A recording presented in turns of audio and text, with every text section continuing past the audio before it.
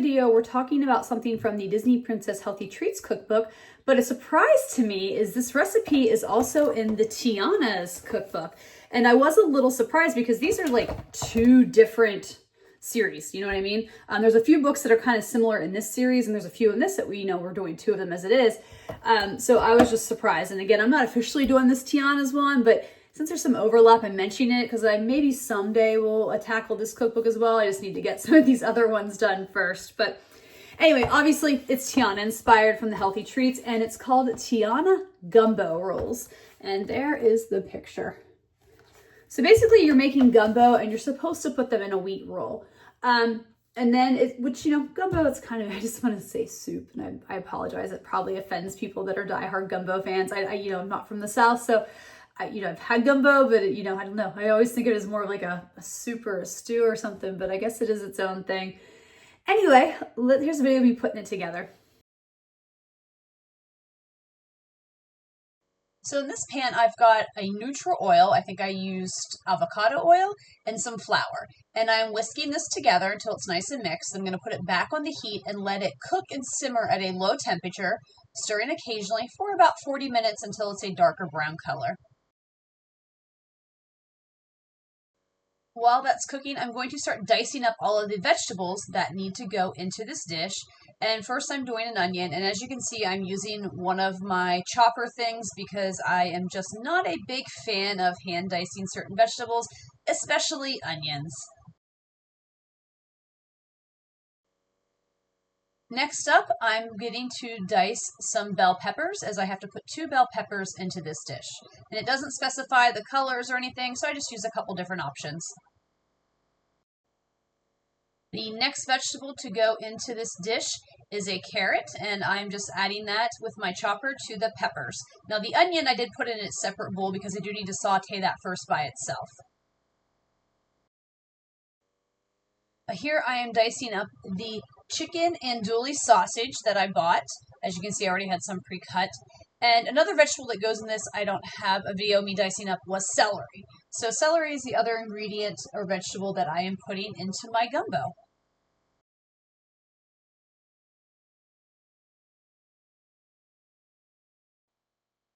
So here I just want to show you the shrimp as it falls out. I just bought pre-cooked already shrimp at Trader Joe's. I think you could have just used raw shrimp as well because it would cook in the sauce. I've said before I'm a little picky about food and making sure it's cooked properly, so I sometimes get a little nervous and just use this pre-shrimp. And what I'm doing here is just running it under cold water to help thaw the shrimp out. And here I just want to show you I'm making some mashed potatoes because you have to put mashed potatoes in the dish. So I've got some potatoes boiling so I can add them later. So here I'm actually on making the roux for the second time. I realized it wasn't getting very thick, and then I looked at it again and realized that I added too much oil for the flour that it called for. So I'm starting over again with the oil, and it turns out that I would end up making this roux 3 times because even on the second time, I would burn it and end up badly burning myself in the process. Here I tried to show in an angle in the video, maybe not the best way, of the burn. And you can kind of see where it's blistering some and how red my arm is. This is right after it happened.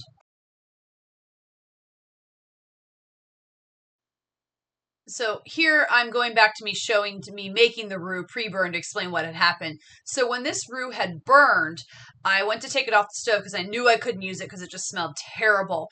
And when I took it off the stove, the whisk was still in the pan. I was carrying it over away from the stovetop, accidentally hit the whisk. The whisk went flying, and with it some of the roux out of the pan, and it landed directly on my wrist. It was like something out of a movie, the way it burned and landed on me.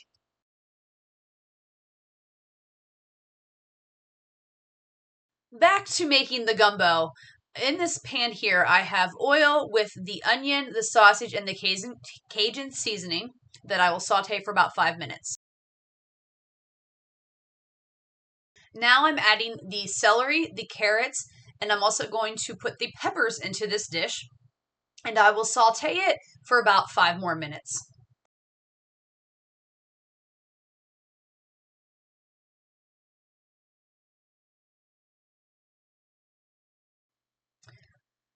So now I'm getting ready to add the vegetable stock or broth to the dish. And in case you're wondering, did I continue to do this after burning myself? Yes, I absolutely did. When things were cooking and sauteing and what you couldn't see was off to the side, I kept putting my arm on a big ice pack or running it under cold water. I did go out and get some burn ointment after I was done, but anyway. Adding the vegetable stock, and then once I get this added, I'm going to actually put in the dreaded roux to help thicken it a little bit. You can see I just kind of was like, you know what, I'm just putting everything that's in this container in because I only had a little bit left. After I add the roux, I'm going to let it simmer for about 15 minutes until the vegetables are barely soft.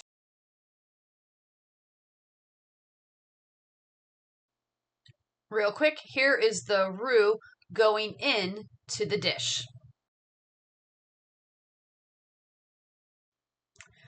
Okay, so I did add the shrimp after the vegetables were cooked for a few minutes to let them kind of warm up.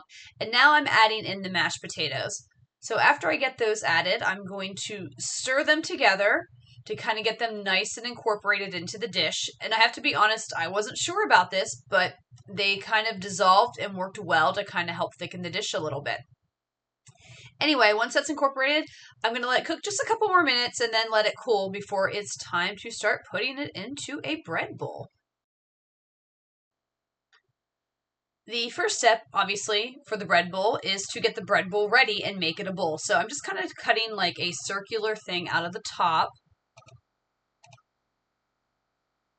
And then once that's done, I will pull it out and try to scoop out some of the insides as well.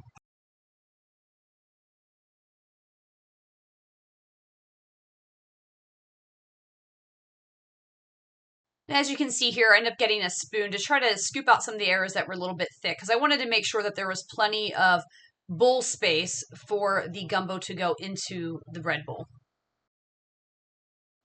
Here it is done and ready to eat. Okay, let's review the Tiana Gumbo rolls. They were actually really, really tasty. I thought they were delicious. I really enjoyed them.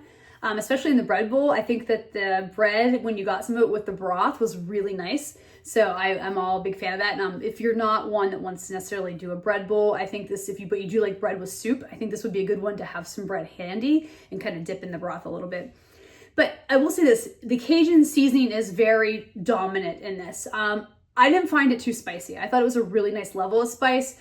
It didn't upset my indigestion. My husband, whose threshold for spice is much higher than mine, didn't find it spicy at all. To me, I thought it just enhanced the flavors. Now, if you're really sensitive to spice at all, this may not be the dish for you because that Cajun seasoning does come through with everything. If you've never had Cajun seasoning before, I would recommend maybe trying a little bit on something else before just going like full steam and making this dish ahead of time. But yeah, otherwise I liked it. It also made quite a bit. So and I'll get to that a little bit here in the rankings. So for me, it was nice because I had like kind of lunch the entire week. So yeah, let's do my initial rankings. I have 3 things that I rank. And the first is the ingredients. And that's a combination of cost and how hard are these items to find. And I'm going to give it a 3. And I'm going to give that for just a couple reasons. One is there's quite a few ingredients, and shrimp and things like that. It can add up. But I will say, as I mentioned before, it does make a lot. So you do get a big bang for your buck on this one. So that could lower that a little bit. But the only reason I didn't lower it was those wheat rolls. The recipe says to find wheat rolls to use as like bread bowls.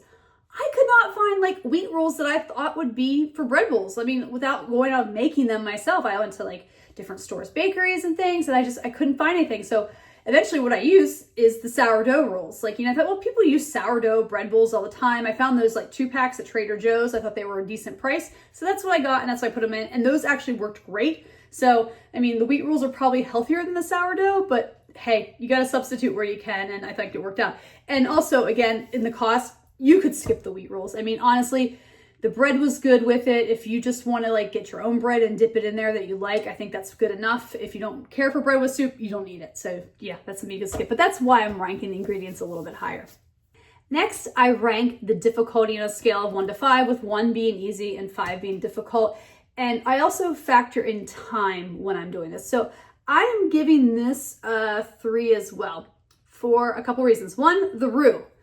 My gosh, the roux that I burned myself on infamously took me 3 tries to get it right. So the first time my fault completely. I admit it. I misread the instructions and I put too much oil in with the flour.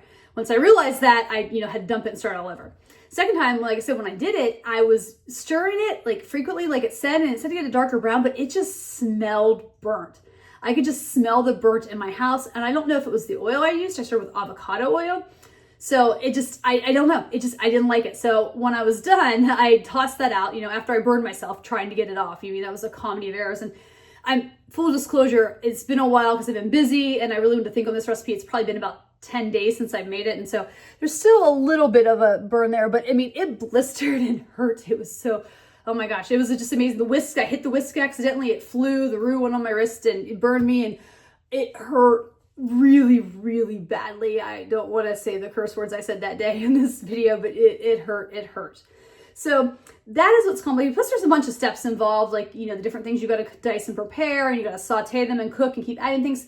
So the time is a little bit more involved. That's why I'm ranking it a little bit higher, because you have some time and that roux was tricky. Like I said, on the third time I got the roux right. But I will say two things. I switched to vegetable oil, and two, I ended up I don't think cooking it as dark as brown as they wanted me to in the recipe. I just got it to where I think it would have worked to thicken the soup, and it didn't smell burnt. Finally, the thing I rank is, would I make this again on a scale of 1 to 5? 1 is never, and 5 is absolutely. So look, I liked it. I liked that it made a lot, but I'm only going to give it like a 3.5. So I'm going slightly above neutral towards like, I may make it someday again.